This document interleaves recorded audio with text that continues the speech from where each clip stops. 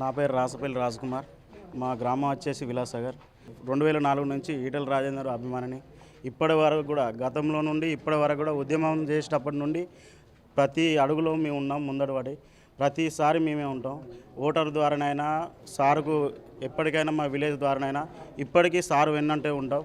చిల్లర బుల్లర రాజకీయాలు చేసుకుంటా ఈరోజు ఆర్థిక లావాదేవీలకు టీఆర్ఎస్లో కుమ్మక్కై టీఆర్ఎస్లో జైనింగ్ అయి సారు వెంట ఉండి సారు సొమ్ము తినుకుంటా చిల్లర బుల్లర రాజకీయాలు చేసుకుంటా ఇవాళ వాళ్ళు కుక్కకు బొక్కేసినట్టు ఏదో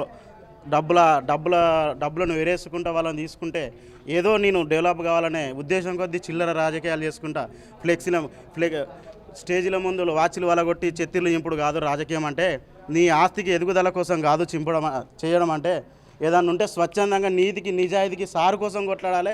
లేకుంటే ఒక పార్టీని నమ్ముకుంటే దాన్ని కొనసాగించే వ్యక్తిత్వంగా మారాలి. కానీ ఇవాళ డబ్బులు ఇవ్వగానే డబ్బుల కోసం అమ్ముడు పోయి చిల్లర రాజకీయాలు చేస్తే ఫ్యూచర్లో నీకు చేసిన సహాయాలు మర్చిపోతున్నారు.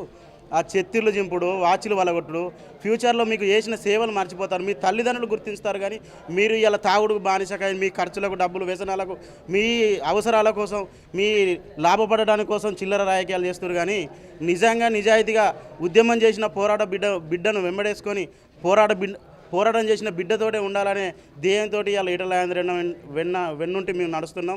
ఇప్పుడు కాదు ఎప్పటికైనా మేము ఈటెల రాజేందర్తోటే ఉంటాం. ఈటెల రాజేందర్ అన్న కోసమే స్వచ్ఛందంగా మేము పనిచేస్తాం. అందుకోసమే మమ్మల్ని ఎన్ని భయభ్రాంతులకు గురి చేసినా కూడా టీఆర్ఎస్ పార్టీలకు మేము చిక్కమని చెప్పి స్వచ్ఛందంగా మా కోసం మేము కాకుండా రాజేంద్ర అన్నను గుండెలో కాకుండా చేతి మీద పచ్చబొట్టు ద్వారా మేము వేసుకొని తెలుపుతున్నాం.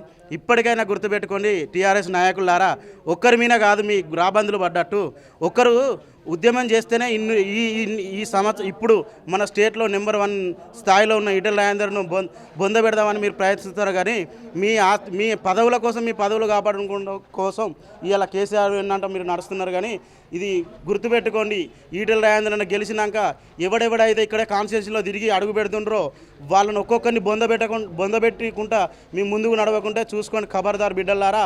తప్పకుండా ఈటెల రాజేందర్ గెలుస్తుండు. 1,00,000 మెజార్టీ మేమే ఇస్తున్నాం. దళితులమైన మేమే ఈటెల రాజేందర్కు 1,00,000 మెజార్టీ ఇచ్చి గెలిపించుకుంటామని చెప్పి జై తెలంగాణ.